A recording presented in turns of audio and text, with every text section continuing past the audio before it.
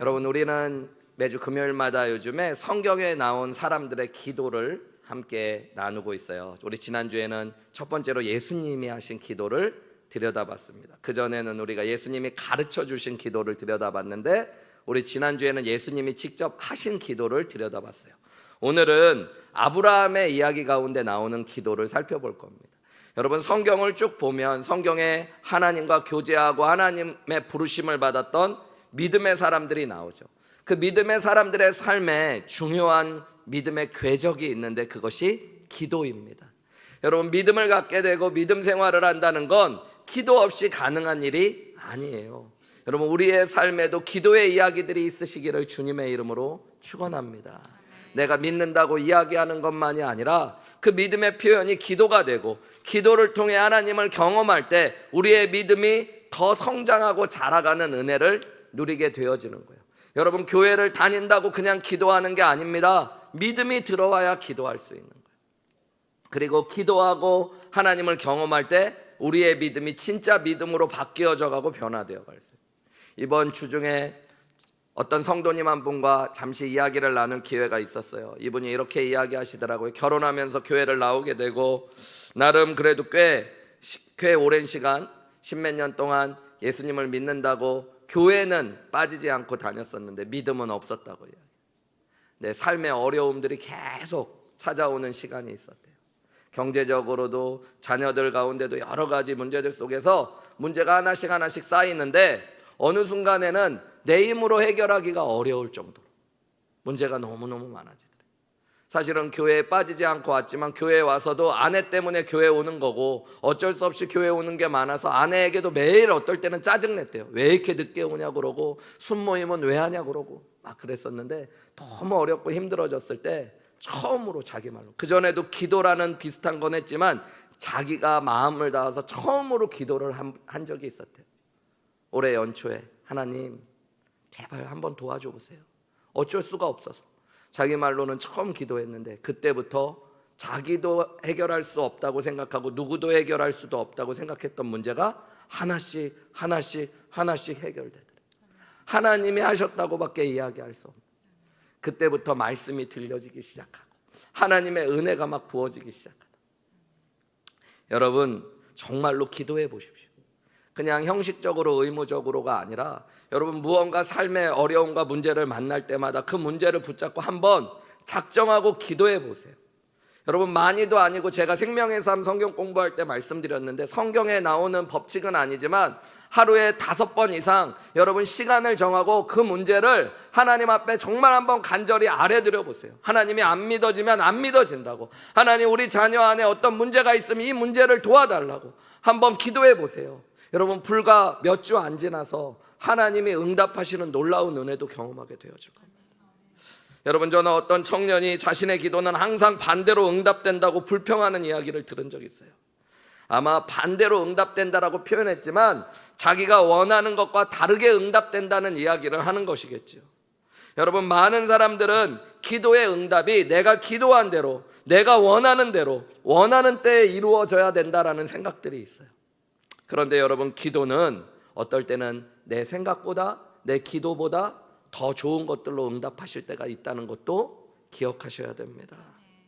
여러분, 기도에 대한 문제가 나오면 우리는 이런 이야기 많이 들어보셨죠. 믿음으로 기도해야 응답된다, 이런 얘기를 듣다 보니까 여러분, 기도의 응답이 내 믿음에 달려있다는 착각을 할 때가 있고요, 여기서의 믿음이 대부분 내 열심과 노력이라고 생각할 때가 있어요. 어떤 시골의 할머니 한 분이 목사님의 설교를 듣고 은혜를 받았다고 그래요. 목사님이 이런 설교를 했다고 그래요. 의심하지 않고 간절히 열심히 구하면 무엇이든지 응답받을 수 있다. 산도 바다에 빠뜨릴 수 있다. 그래서 이 할머니가요, 그날 저녁부터 기도를 시작했어요. 기도하는데 어떤 기도였냐면, 집 문 앞에 큰 나무가 하나 있는 거예요. 그 나무가 너무너무 커가지고요, 이제는 자기는 힘이 없어서 그 나무를 자를 수도 없는데 문을 가리기 시작하고, 또 이 나뭇잎이 떨어지면 마당을 다 어지럽히고, 그래서 하나님께, 하나님 오늘 제가 믿음으로 한번 간절히 밤새 기도할 테니까 나무를 뒷마당으로 좀 옮겨 주십시오. 여러분, 왜 웃으세요? 간절히 기도하면 응답 해주셔야 되는 거 아니에요. 그래서 이 할머니가 진짜 간절히 밤새 믿음으로 철저히 기도하고요, 아침에 해가 뜨자마자 어떻게 했을까요? 앞마당에 나가봤어요. 어떻게 됐을까요? 아무 일도 일어나지 않고 나무가 그 자리에. 너무 화가 나가지고요, 목사님한테 따지러 갔대요. 목사님 말씀대로 믿고 정말 믿음으로 기도했다고, 간절히 기도하고 밤새 철야로 기도했는데 왜 아무 역사도 일어나지 않았냐고. 저 같으면 아유 죄송해요, 뭐 말씀이 잘못됐나 보네요, 하나님 뜻이 거기 없나 보네, 이럴 텐데 이 목사님도 보통이 아니신 분이더라고요. 목사님이 바로 이렇게 얘기했대요. 할머니 아침에 일어나서 앞마당으로 제일 먼저 가셨어요? 믿음이 있으면 어디로 가셨어야 돼? 뒷마당으로. 그봐 의심하고 기도했네, 그러니까 이루어지지 않지, 이렇게 얘기하더라고요. 여러분, 우리는 기도가 내게 달려있는 것처럼 착각할 때가 있어요. 그런데 여러분, 기도는 하나님께 달려있는 거죠. 여러분, 성경에 보면 하나님은 기도하면 반드시 응답하신다고. 그런데 어떻게 응답하시냐면 좋은 것으로 주신대요. 여러분, 그 좋은 것은 내가 기도한 대로, 내가 원하는 때에, 내가 바라는 대로가 아니라 하나님이 우리에게 가장 좋은 것으로 주시는 분이신 줄 믿으시기 바랍니다. 여러분, 우리는 떼쓰는 기도가 가장 좋은 것이라고 생각하는데 이 떼쓰는 기도에 대한 성경의 몇몇 본문 중에 하나가 오늘 본문 말씀과 연결되어져요. 오늘 본문 말씀은 성경을 아는 분들은 또 읽어보시고 아시는 분들도 있을 텐데, 하나님께서 소돔과 고모라를 멸망시키시기 전에 그 땅이 어떠한지를 직접 보시려고 천사들과 함께 이 땅에 내려오신 이야기입니다. 그때 하나님께서 자신이 계획한 뜻을 아브라함에게는 숨기지 않고 다 얘기해 주고 싶다 그러면서 아브라함에게 그 이야기를 해요. 근데 아브라함이 소돔과 고모라의 죄악을 보시고 하나님이 그 땅을 심판하시겠다는 이야기를 들으니까 그 땅에 살고 있었던 조카 롯이 생각났어요. 그래서 하나님께 이렇게 기도했습니다. 하나님, 그 큰 성읍에 만약에 의인 50명이 있으면 그 사람들도 함께 멸망당한다면 하나님은 공의롭고 선하신 것이 아니지 않습니까? 그랬더니 하나님이 만약에 그 성에 50명의 사람 의인이 있다면 내가 그 성을 멸망시키지 않겠다. 하나님, 그런데 오해하지 말고 들어주세요. 만약에 50명은 용서해 준다고 하는데 5명이 모자라요. 그럼 5명 모자랐다고 50명은 용서해 주시고 45명 때문에 멸하시면 그거는 좀 불공평한 거 아닙니까? 그러니까 하나님이 내가 45명을 찾아도 그 성을 명하지 않겠다. 하나님, 근데요, 오해하지 말고 좀 들어주세요. 만약에 40명이 있다면 어떻게 하실까요? 그랬더니 내가 40명도 멸하지 않겠다. 그렇게 기도해가지고 어디까지 오냐면요, 10명까지. 10명까지. 하나님, 10명의 의인이 거기 있으면 소돔과 고모라 성을 멸하시겠습니까? 하나님이 아니, 내가 10명이 있어도 멸하지 않겠다. 그러고 나서 아브라함은 자기 자리로 돌아갔대요. 그런데 소돔과 고모라 성에 10명의 의인이 없었습니다. 아니, 1명도 의인이 있지 않았어요. 그래서 결국 그 성읍은 어떻게 되어져요? 완전히 멸망당하는 이야기입니다. 때로는 여러분, 어떤 목사님이 이렇게 설교하는 이야기도 들었어요.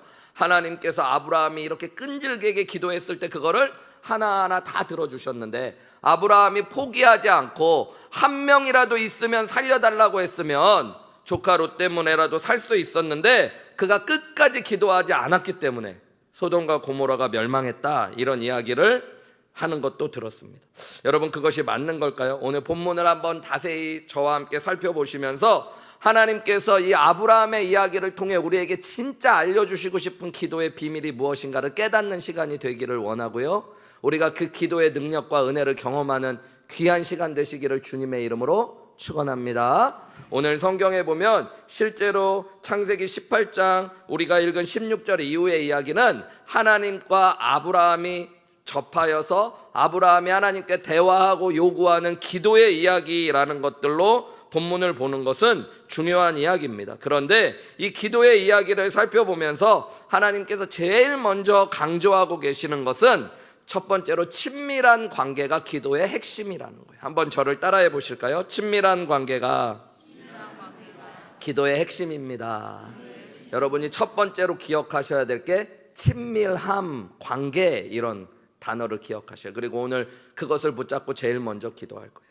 여러분, 제가 기억하시기 쉽게 좀 글을 줄였지만 누구하고의 친밀한 관계를 의미하는 걸까요? 여러분, 하나님과의 친밀한 관계가 기도의 비밀이라는 거예요. 아브라함이 하나님 앞에 이렇게 담대하게 기도할 수 있었던 비밀이 성경에 나오는데요. 여러분, 17절 말씀 우리 한번 같이 읽어볼까요? 시작. 여호와께서 이르시되 내가 하려는 것을 아브라함에게 숨기겠느냐. 하나님께서 소돔과 고모라를 멸하실 계획을 세우시고 그 뜻을 품으셨어요. 그런데 하나님 제일 먼저 뭐라고 그러시냐면 내가 하려는 것을 어찌 아브라함에게 숨기겠느냐 그래요. 아브라함에게는 하나님이 다 이야기해 주고 싶어요. 하나님과 가장 가까이 교제하는 사람. 22절 말씀도 여러분 같이 한번 읽어볼까요? 22절 말씀입니다. 본문 말씀 22절. 목사님 혹시 준비됐나요? 22절. 한 줄에 있어가지고 놓칠 수 있겠다. 22절 말씀에 보면 그 사람들이 거기서 떠나 소돔으로 향하여 가고 아브라함은 여호와 앞에 그대로 섰더니, 여기 보면 여러분 그 사람들은 하나님과 함께 왔던 천사들이에요.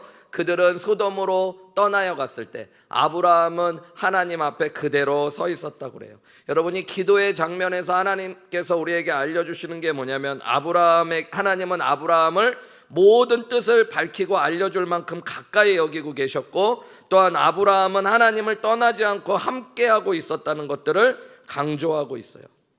여러분 20절과 21절 말씀도 한번 제가 읽어보겠습니다. 20절과 21절이에요. 여호와께서 또 이르시되 소돔과 고모라에 대한 부르짖음이 크고 그 죄악이 심히 무거우니 내가 이제 내려가서 그 모든 행한 것이 과연 내게 들린 부르짖음과 같은지 그렇지 않은지 내가 보고 알려하노라. 하나님이 이 땅에 오신 이유를 지금 알려주고 계시고, 아브라함에게 하나님 내가 직접 소돔과 고모라에 가서 그 땅의 죄악을 보기 원한다라고 말씀하고 계십니다.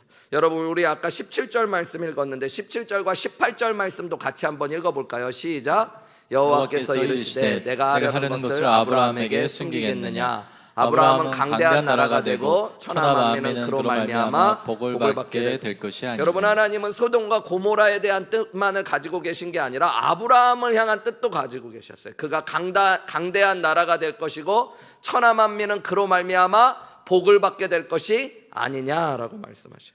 여러분 기도가 시작되기 전에 이 모든 본문을 통해 보면 하나님의 뜻을 하나님은 아브라함에게 다 알려주시고, 개인의 뜻도 마찬가지고 세상을 향한 뜻도 마찬가지예요.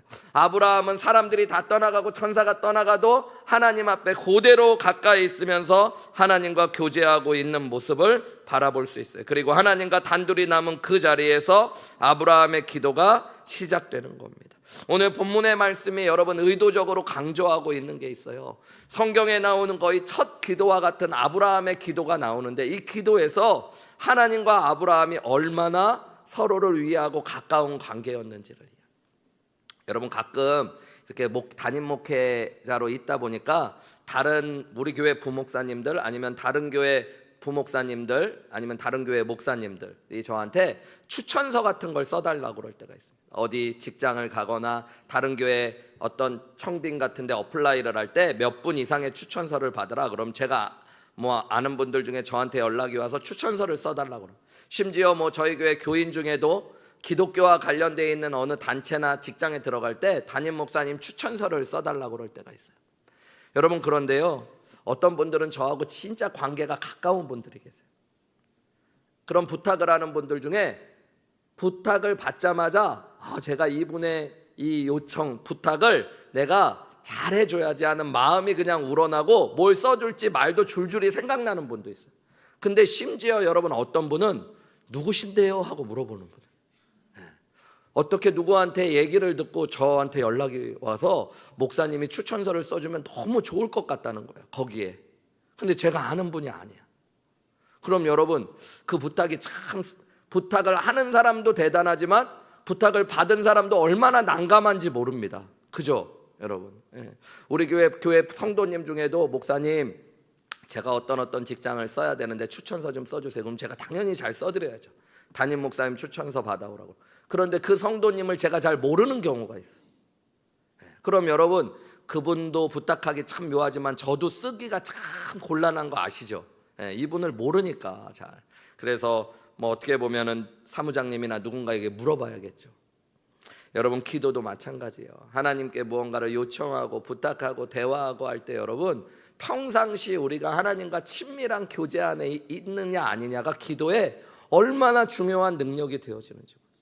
여러분 평상시엔 주님 거들떠도 안 보다가 갑자기 어려운 일 오니까 갑자기 아버지라고 부르면 하나님도 조금 당황하실 수 있어요, 여러분. 그죠? 우리가 평상시에도 하나님 아버지 주여 이렇게 부르던 사람이어야 되는데 하나님의 하자도 얘기 안 했던 사람이 갑자기 와가지고 막 하나님 저 아시죠? 막 이렇게 얘기하면 하나님 나 잘 모르는데 사실은. 물론 하나님 우리 다 아시죠. 근데 여러분 중요한 건 제가 하고 싶은 얘기는 여러분 우리가 하나님을 알아가는 게 기도의 비밀이에요. 하나님이 우리에게 나는 내 뜻을 세상을 향한 내 마음을 대섭이에게 다 알려주고 싶은데 대섭이를 향한 뜻이 얼마나 귀한지 난 숨기지 않고 얘기하고 싶은데 여러분 그럴 정도의 친밀함이 있으면 기도가 하나님의 뜻을 알게 되고 하나님의 마음을 알고 두려움 없이 믿음으로 나아가는 과정이 되어질 줄 믿습니다. 여러분 베드로전서 2장 9절 말씀에 보면 이런 말씀이 있어요. 우리 같이 읽어볼까요? 시작. 너희는 택하신 족속이요 왕 같은 제사장이요 거룩한 나라요 그의 소유된 백성이니. 여기 보면 우리를 하나님께서 택하셨다고 이야기할 뿐만 아니라 왕 같은 제사장, 거룩한 나라, 소유된 백성이래요. 여러분 여기 중요한 건 왕 같은 제사장이라는 건 여러분 하나님께서 하나님의 자녀들을 제사장으로 제사장이라는 건 여러 의미가 있지만 여러분 우리가 스스로 하나님께 나아가 예배할 수 있는 존재가 되었다는 의미도 되지만 제사장의 중요한 일 중에 하나가 세상과 하나님 사이를 중보하는 일들이었어요. 그래서 하나님의 마음을 알아서 백성들에게 그것을 알려주고 백성들의 또 마음을 하나님께 올려드리는 것. 여러분 오늘 말씀해 보면 아브라함과 하나님이 얼마나 친밀했는지 아브라함이 하나님 앞에 섰을 때 세상을 향한 하나님의 뜻을 알게 되어져요. 그리고 그것을 붙잡고 기도하게 되어져요. 자기를 향한 하나님의 뜻도 알게 되어져요. 그리고 그것을 위해 기도합니다. 여러분 하나님 앞에 기도할 때 나를 향한 하나님의 뜻도 알게 되고 우리 자녀들을 향한 하나님의 뜻, 우리 가정을 향한 하나님의 뜻, 우리 교회를 향한 하나님의 뜻, 세상을 향한 하나님의 뜻을 알게 되는 귀한 역사가 있으시기를 주님의 이름으로 축원합니다. 하나님이 그것을 알려주고 싶은 사람. 여러분 우리 많은 사람들이 내 문제만을 가지고 기도할 때가 있는데요, 여러분 하나님께서 나를 향해 가지신 계획뿐만 아니라 내 자녀를 향한, 우리 가정을 향한, 우리 교회를 향한 문제와 뜻들을 알며 하나님의 마음을 가지고 기도할 수 있을 때 그 사람이 하나님과의 친밀한 관계 안에 기도하는, 하나님의 마음을 붙잡고 하나님의 뜻을 붙잡고 기도하는 거죠. 우리 그래서 주기도문을 배울 때도 예수님께서 하늘의 뜻이 땅에서 이루어지기를 구하라고 먼저 말씀하셔요. 여러분 기도할 때 하나님 안에 친밀한 관계가 되어지면 내 말만을 쏟아놓는 게 아니라 하나님의 뜻을 묻게 되어지고 하나님도 우리에게 자신의 뜻을 숨기지 않고 보여주시는 은혜가 주어지는 줄 믿으시기 바랍니다. 여러분 하나님께서 저와 여러분을 은혜의 자리로 부르시고 중보자로 부르셨어요. 그래서 여러분 친밀한 가운데 기도하시고 기도가 하나님과의 친밀한 자리가 되시기를 원해요. 하나님의 뜻을 알기 원합니다. 하나님과 더 가까워지기를 원합니다. 그리고 평상시에도 여러분 하나님과 깊이 있게 교제하세요. 예배의 자리, 말씀의 자리에서 기도하시면 여러분 기도가 능력 있게 바뀌어지는 은혜를 경험하게 될 줄 믿습니다. 두 번째로 여러분 이 아브라함의 기도를 통해 우리가 깨달을 수 있는 기도의 비밀은 아브라함의 기도는 겸손과 담대함이라는 기도의 균형이 잡혀 있는 기도였다는 거예요. 그래서 여러분 기도는 겸손과 담대함이라는 균형 잡힌 자세가 필요하다는 걸 알려줘요. 우리 한번 저를 따라해 보실까요? 기도는 겸손과 담대함이라는 균형 잡힌 자세가 필요합니다. 여러분 겸손하다, 그 다음에 담대하고 용기 있다, 이거는 여러분 좀 달라 보이는 말일 수 있어요. 우리는 겸손하면 소심하고 나약하고 이렇게 생각할 수 있어요. 담대하고 용감하면 그냥 겸손하지 않고 교만함과 연결되어 있다라고 생각할 수 있는데 믿음 안에서도 기도 안에도 필요한 것은 여러분 겸손과 용기 있는 자세입니다. 그리스도를 본받아라는 책을 쓴 토마스 아켄퍼스라는 분은 하나님께 나아갈 때 반드시 필요한 것이 겸손과 용기라고 그랬어요. 두 가지가 너무너무 중요해요. 내가 하나님 앞에 나아갈 때마다 겸손과 용기라는 것이 필요한 거죠. 여러분, 오늘 아브라함은 하나님 앞에 기도할 때 어떻게 기도하고 있냐면, 하나님, 저는 티끌과 재와 같사오나 라고 기도해요. 여러분, 자신을 뭐라고 부르면서 기도한다고요? 티끌과 재와 같사오나. 여러분, 티끌과 재가 뭐예요? 후 부르면 없어지고 아무 존재도 아닌 것. 하나님 앞에, 하나님, 저는 아무것도 아닌 존재입니다 라고 기도해요. 여러분, 이것이 겸손한 기도가 되는 거죠. 이스라엘 백성들은 여러분, 원래 기도할 때 우리처럼 무릎 꿇고 혹은 두 눈을 감고 손을 모으고 기도하지 않았어요. 손을 들고 기도하는 게 많았는데요, 서서 기도할 때가 많지만 간절하게 기도할 때는 여러분, 땅에 이마를 대고 기도했습니다. 그게 어떤 기도냐면 겸손함의 기도예요. 여러분, 오늘 우리가 하나님 앞에 그 자세가 참 중요한데, 무릎 꿇고 기도하는 것도 요즘에는 없어진 시대가, 이 한국도 서구화되니까요, 여러분, 좌식 문화가 이제는 없어져 가지고 바닥에 잘 앉지를 않으시더라고요. 그죠? 성도님들도 바닥에 앉을 일 별로 없으시죠? 집에 가도 침대 생활하시는 분들도 많고, 소파, 식탁도 상에 앉아서 먹는 게 아니라 식탁에 앉아 있다 보니까 바닥에 조금만 앉아 있어도 버티지 못하는 분들. 근데 여러분, 그러다 보니까 기도도 교회에서 이제 무릎 꿇고 기도하는 게 점점 사라져요. 근데 실제로 여러분, 물론 앉아서 기도하는 것도 간절한 마음으로, 마음의 자세가 중요하지만 몸의 자세와 마음의 자세가 연결되어질 때가 있어요. 여러분, 정말로 무릎 꿇고 기도하면 기도가 변화되고 하나님 앞에 더 간절함이 쏟아질 때가 있어요.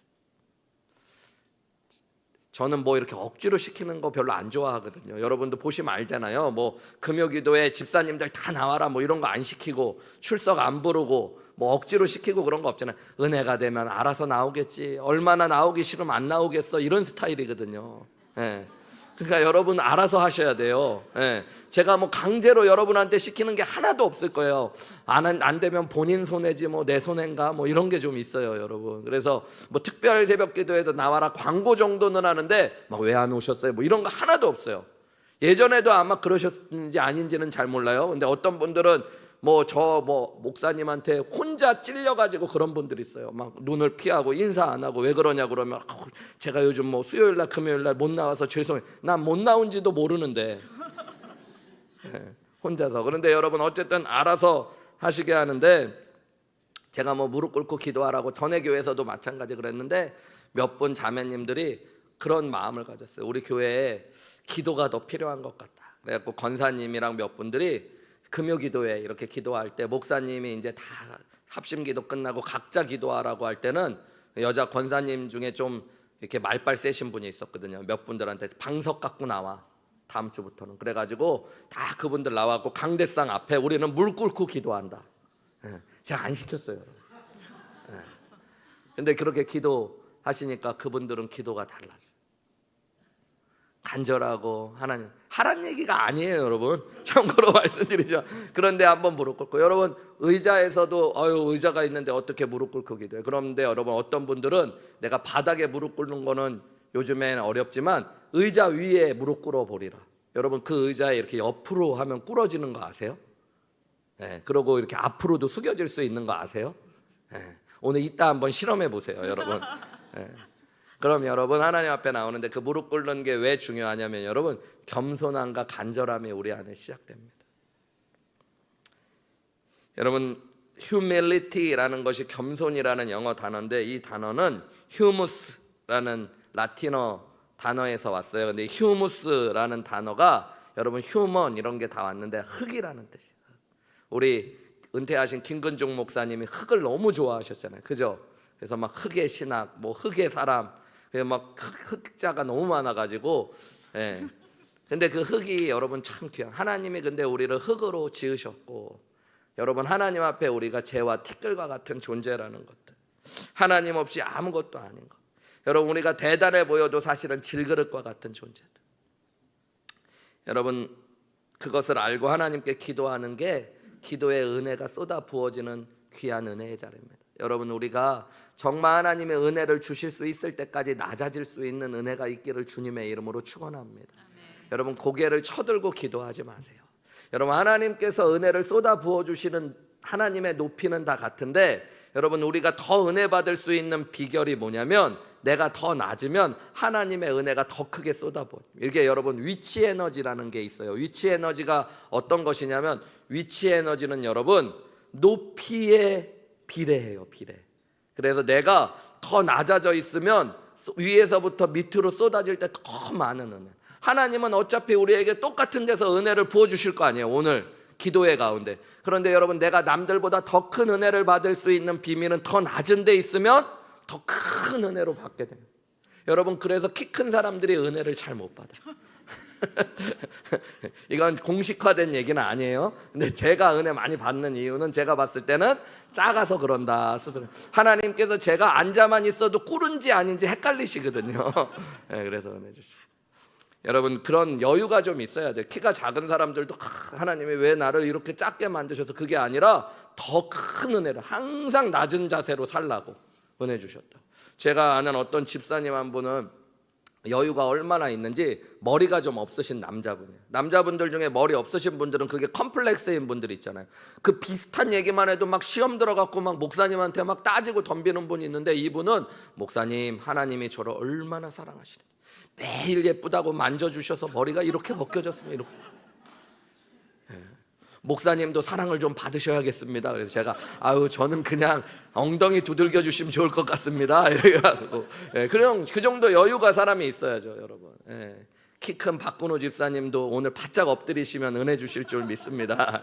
하나님께서 이렇게 낮은 마음으로 있는 자. 여러분 누가복음 18장에 보면 두 사람의 기도를 예수님이 일부러 비유 가운데 말씀하셨어요. 바리새인과 세리의 기도예요. 여러분 거기에 보면 바리새인과 세리는 그 당시에 사실은 비교할 수 없는 사람입니다. 바리새인은 성경도 많이 읽고 구제도 많이 하고 하나님 앞에 헌신도 많이 하는 사람이에요. 여러분 반면에 세리는 당시의 사람들이 봤을 때 죄인 중에 죄인, 상종하기도 싫었던 사람이에요. 그런데 결론적으로 하나님께서 누구의 기도를 받으셨다고 예수님이 얘기하시냐면 세리의 기도를 받으셨대요. 왜 세리의 기도를 받으셨을까요? 바리새인은 기도하는 것을 예수님이 의도적으로 이렇게 강조하고 계세요. 따로 사람들하고도 기도 안 하려고 그러는데 따로 딱 서가지고 서서 기도했대요. 그러면서 하나님께 이렇게 기도해요. 하나님, 저는 일주일에 3번씩 금식합니다. 하나님, 저는 저 세리와 같지 않게 하심을 감사합니다. 이러면서 기도해요. 여러분 이 바리새인의 기도가 응답받지 못했던 이유가 하나 있다면 그가 교만했기 때문이라고 성경은 얘기해요. 그런데 세리는 어떻게 기도하냐면요, 가슴을 치며 감히 하늘을 쳐다보지도 못하고 하나님 나를 불쌍히 여겨주소서, 저는 죄인입니다. 여러분 이런 겸손한 기도가 간절한 기도로 이어집니다. 하나님, 제가 응답받을 자격도 없고 기도할 자격도 없지만 주님 앞에 섭니다.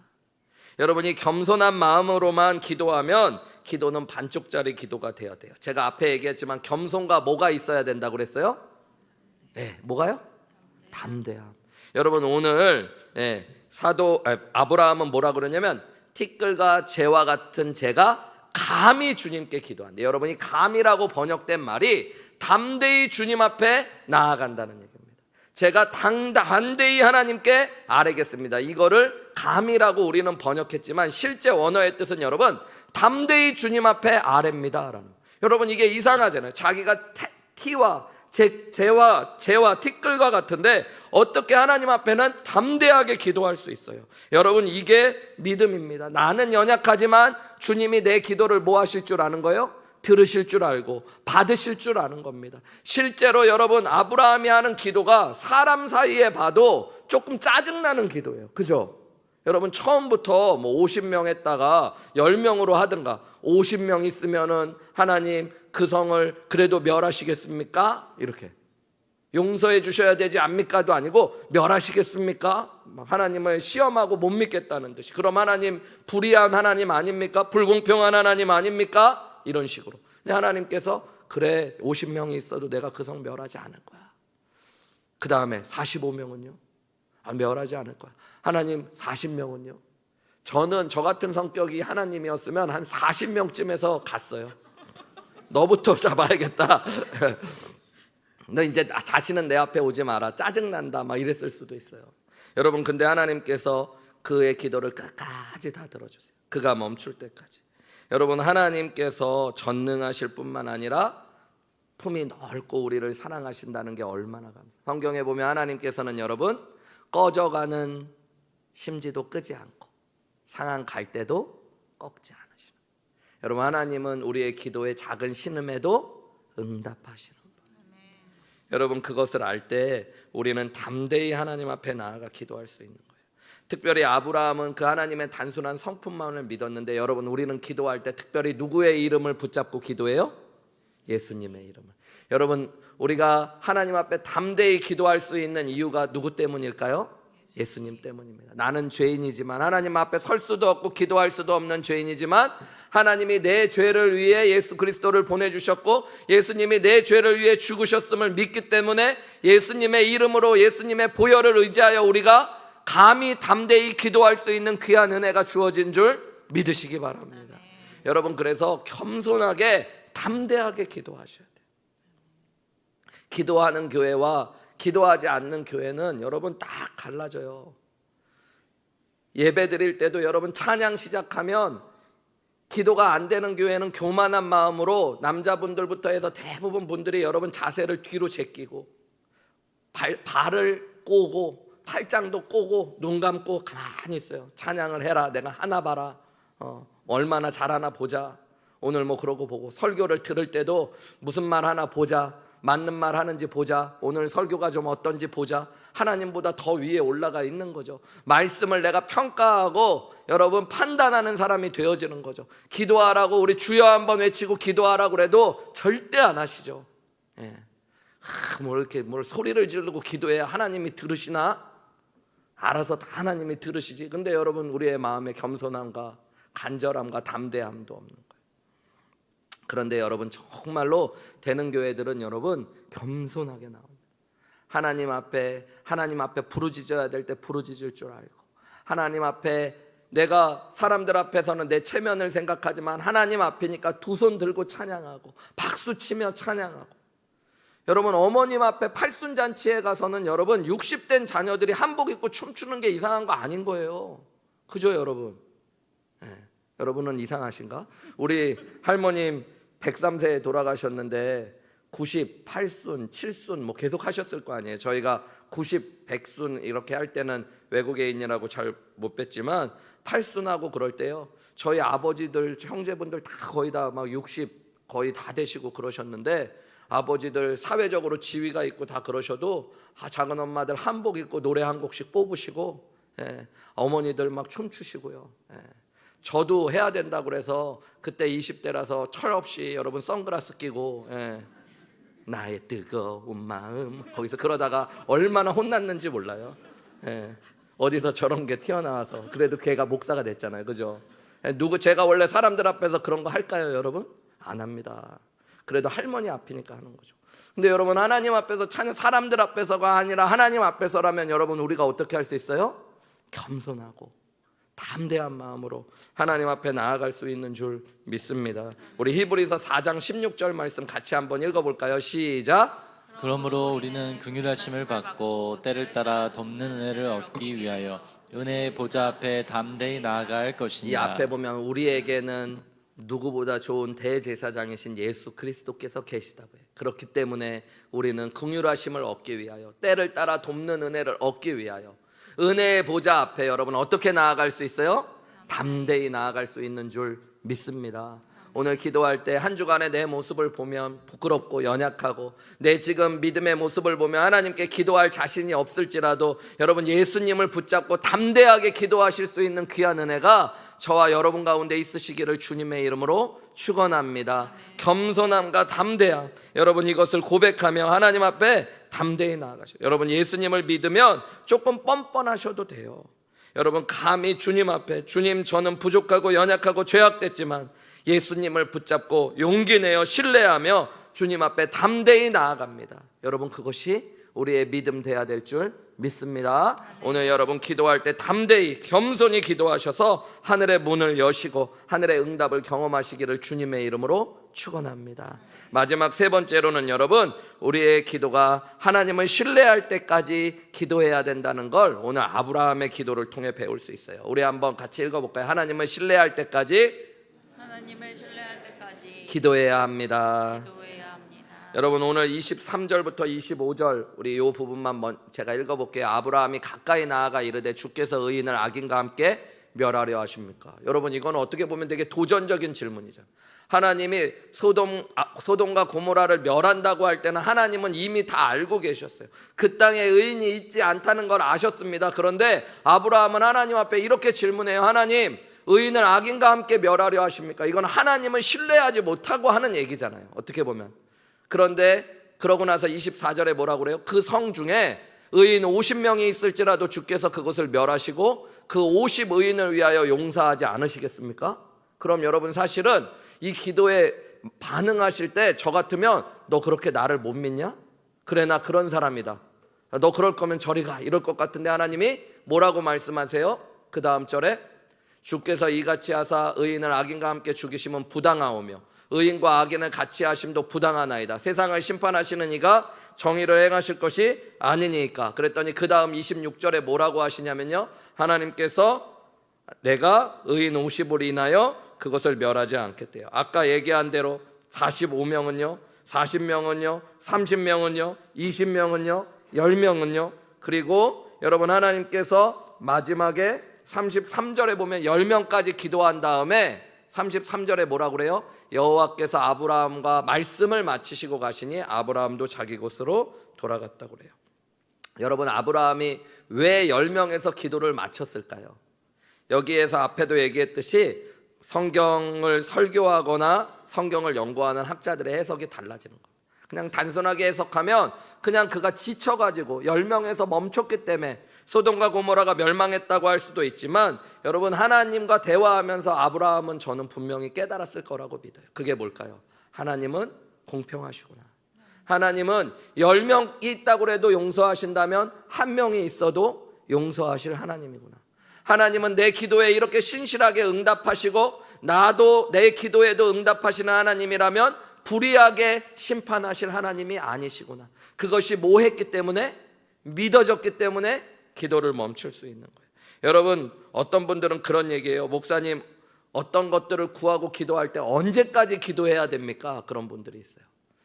그러면은 응답될 때까지 기도하라고는 목사님도 계시겠죠. 근데 그것도 맞을 수 있지만 여러분 진정한 응답은 하나님이 온전히 신뢰될 때까지 기도하셔야 됩니다. 여러분 때로는 기도가 우리를 소돔과 고모라를 멸망시키는 것들을 막게 하는 도구가 되어질 때가 있지만 여러분 실제로는 하나님을 온전히 신뢰할 수 있는 통로가 되어질 때가 많이 있습니다. 내 삶에 하나님이 살아계시고 나와 함께 하시는 하나님이 얼마나 좋은 하나님이시며 내 삶에 선하신 계획을 가지고 계심을 믿게 되는 축복이 여러분 기도 가운데 있어요. 반대로 얘기하면 여러분 우리는 믿음이 있다고 하지만 때로는 두려워하고 의심하고 걱정하고 염려하며 살아갈 수밖에 없는 인생이라는 겁니다. 그런데 여러분 기도하면 어느 순간 하나님이 모호해지기 시작해요. 믿어지기 시작해요. 그러면 여러분 우리의 기도가 바뀌어지고 변화되는 축복을 경험하는 겁니다. 기도하기 전에 아브라함은 하나님 너무하시다고 생각했을 거예요. 소돔과 고모라에도 착한 사람들이 있을 텐데 죄 짓는 사람들만 보고 심판하시다니. 자기의 생각에 하나님을 제한하고 하나님을 의심했을지 몰라요. 그런데 하나님과 기도할수록 누구를 알게 되는 거예요? 하나님을 알게 될수록 하나님을 믿게 되고 신뢰하게 되면 여러분 우리의 기도가 하나님을 온전히 신뢰하는 기도로 바뀌어지는 줄 믿으시기 바랍니다. 제가 처음에 기도 사역을 인도했던 것들은 전도사 시절에 여의도 침례교회에서 사역을 할 때 수험생 어머니들 기도를 인도했어요. 제가 우리 교회 수험생 어머니들을 어떻게 섬겨야 되나 요즘 좀 고민하고 있어요. 첫 해라서 시간이 이렇게 지나갔는데 그분들의 마음은 다 똑같을 텐데 우리 교회가 어떻게 섬겨야 되나. 예전에는 수능 당일날 하루 이렇게 같이 기도했다고 그러더라고요. 그래서 그 전에 조금 더 기도해야 되나 말아야 되는데 예전에 여의도 교회에 있을 때는요 1년 동안 매주 화요일날 수험생 어머니들만 기도하는 시간 한 30명에서 50명씩 모이셔서 기도해요.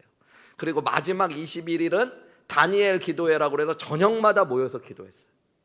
그리고 수능 날은 아침부터 저녁까지 수능 시간표 맞춰서 기도했어요. 근데 그걸 제가 담당했어요. 고등부 담당하면서 그것들을 담당했는데요.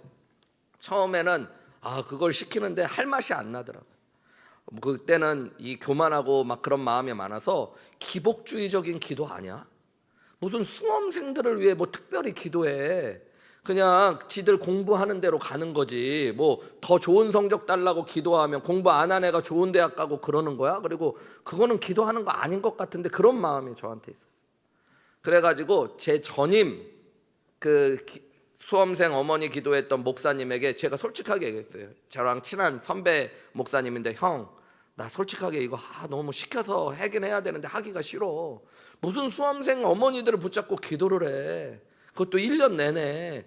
나 이거는 좀 어떻게 기도해야 될지 모를 것 같아. 그랬더니 그 형이, 형은 어떻게 했어? 이거 왜 해야 되는 거야? 이렇게 얘기했더니 그 형이 저한테 그러는 거예요. 조용히 가서 기도해. 해야 되는지 말아야 되는지. 근데 그게 여러분 사실 정답이거든요. 내가 기도도 안 하고 막 꾹꾹꾹 하고 있는 게 기도 인도해야 되는 사람이. 그래갖고 내가 가서 기도했어요. 하나님, 제가 이 기도 인도를 왜 해야 되는지 알려주세요. 근데 하나님이 그런 마음을 주시는 거예요. 하면서 알면 안 되겠냐고. 바로 다 알려주시는 게 아니라 네가 좀 하면 알게 될 것 같다는 마음을 주시는 거예요. 그래서 제가 알겠습니다. 제가 순종하고 열심히 해볼 테니까 제가 왜 이 기도해야 하는지. 어머니들이 모여서. 근데 어머님들이 여러분, 여의도 엄마들도 보통이 아니거든요. 모여가지고 그런 얘기 하시는 거예요. 목사님, 그런 거 아세요? 여의도에 사는 엄마들은 애들 대학이 명함이 된대. 명함. 저 엄마는 서울대 보낸 애 엄마, 저 엄마는 고려대 보낸 엄마, 저 엄마는 재수하는 애 엄마. 그래서 그게 애들 대학이 우리의 명함이 됩니다. 그러면서 시작하더라고. 그러니까 명함 바꾸러 오신 거죠. 그리고 내가 기도 잘해줘서 명함 좀 올려달라고 막 전투적으로 오셨어요. 우리 애 좋은 대학 가야 됩니다. 그 기도 제목 내라고 그랬더니 애 이름에 뭐 모의고사 몇 점 이상, 그 다음에 수능 몇 점, 무슨 대학, 필히 합격 막 이렇게 적어놨어요. 근데 나보고 그거를 해내라는 건지 이걸 기도해야 되는 건지. 어쨌든 어머님들 놓고 기도하는데요. 어머님들 수험생들 애들 보면 얼마나 안쓰럽고 또 힘들 때가 많아요. 그리고 자녀들이 막 힘들어하고 때로는 다투기도 하고 싸우기도 하고 그러면서 매주 모이는데 오래 안 가더라고요. 2달 정도 지나갔는데 엄마들이 바뀌어가 계셔. 하나님, 내 뜻을 구하는 게 아니라 주님의 뜻을 이루소서. 주님께 맡깁니다. 주님이 저보다 최선입니다. 저는 아무것도 못합니다. 나중에는 하나님의 뜻이 이루어지기를 원합니다. 제가 그걸 보면서요 알게 됐어요. 이분들 위해 이 기도회가 꼭 필요한 거구나. 기도가 내가 원하는 것을 떼써서 응답하고 받아내는 게 아니라 기도하면서 하나님을 경험해요. 1년을 그렇게 기도한 분들이요, 애들 대학 보내고 나서 어떤 분들은 여러분 시간이 남으니까 막내 대학 보내고 나면 놀러 다니시고 막 가정을 버리고 이런 분들도 계셔요. 그런데 다 교회 일꾼들로 바뀌어 계셔요. 믿음이 없는 분들이. 요즘에 제가 여전히 연락들을 해요. 그분들이 저를 특별하게 생각하니까 1년 같이 기도해 주시고, 재수 삼수한 분들은 막 3년씩 기도했으니까. 근데 그분들이 여의도 침례교회 지금 가장 기둥 같은 교구장들 돼 있고, 여러분 여전도 회장들 돼 있고, 정말로 믿음의 장성. 그분들이 얘기해요. 목사님 믿어지세요? 제가 목자가 돼서 섬겨요. 제가 11조도 내고요. 이제는 목사님 교회에 가장 중직 집사들이 돼 있어요. 그분들이 교회도 한번 제대로 안 나오지만 수험생이라는 이유로 기도하러 나왔다. 근데 거기에서 하나님을 만나고 하나님을 신뢰하고 하나님을 만나고 믿음으로 변화되는 축복을 경험하게 되시는 거죠. 여러분, 저는 우리의 기도가 하나님을 신뢰할 수 있는 데까지 나아가시는 귀한 은혜가 있으시기를 주님의 이름으로 축원합니다. 조지 뮬러가 했던 이야기 몇 군데를 읽어드리고 우리 같이 한번 기도했으면 좋겠어요. 여러분 같이 읽을게요. 시작. 사람이 정말 기도하면 변한다. 반드시 변한다. 기도는 상황을 변화시키기도 하지만 그 기도를 하는 사람을 변화시킨다. 또 조지 뮬러는 이런 말도 했어요. 우리 같이 읽어볼까요? 시작. 어떤 사람이 기도하고 있는데도 변하지 않는다면 그는 잘못 기도하고 있기 때문이다. 여러분, 더 감사한 건 그 창세기 19장 29절에 보면요, 소돔에 갔는데 롯도 결코 선한 사람이 아니었어요. 의롭지 않았어요. 소돔에 너무 동화되어 있고 사람들이 자기 집에 온 손님들을 꺼내주고 동성애하겠다고 이야기할 때 자기 딸을 내주겠다고 이야기할 정도로 그가 의인인지 아닌지도 헷갈리는 사람인데, 우리 29절 말씀 마지막으로 읽어볼까요? 시작. 하나님이 그 지역의 성을 멸하실 때, 곧 롯이 거주하는 성을 엎으실 때에 하나님이 아브라함을 생각하사 롯을 그 엎으시는 중에서 내보내셨더라. 여러분, 원래는 모든 악인을 소돔과 함께 멸하시는 것이 하나님의 뜻인데, 그곳에서 누구를 내보내셨대요? 롯을. 누구 때문에요? 아브라함을 생각하셨어요. 여러분, 우리가 하나님과 친밀한 교제 가운데 겸손과 담대함으로 기도하며 하나님을 신뢰하는 데까지 나아가면, 여러분, 하나님이 여러분을 생각하셔서 여러분의 자녀를 붙잡아 주시는 은혜를 경험케 하실 겁니다. 하나님이 여러분을 생각하셔서 여러분의 남편과 아내를, 우리 교회를 붙잡아 주시는 놀라운 은혜를 경험케 하실 겁니다. 여러분, 우리가 정말로 하나님 앞에 기도했으면 좋겠어요. 오늘 기도하며 나아갈 때 하나님 앞에 세 가지 기도 우리 붙잡고 기도했으면 좋겠습니다. 하나님과의 친밀한 교제가 기도에 있게 하시고, 하나님 기도가 능력되도록 하나님과 더 가까이 나아가게 하여 주시옵소서. 두 번째로는 하나님, 우리 겸손함과 담대함으로 하나님께 기도하기 원합니다. 하나님 앞에 높아져 있는 마음이 있다면, 생각이 있으면 낮아지게 하시고, 하나님 앞에 주저하고 있는 것이 있으면 담대하게 예수님의 보혈을 의지하여 기도할 수 있도록 도와 주시옵소서.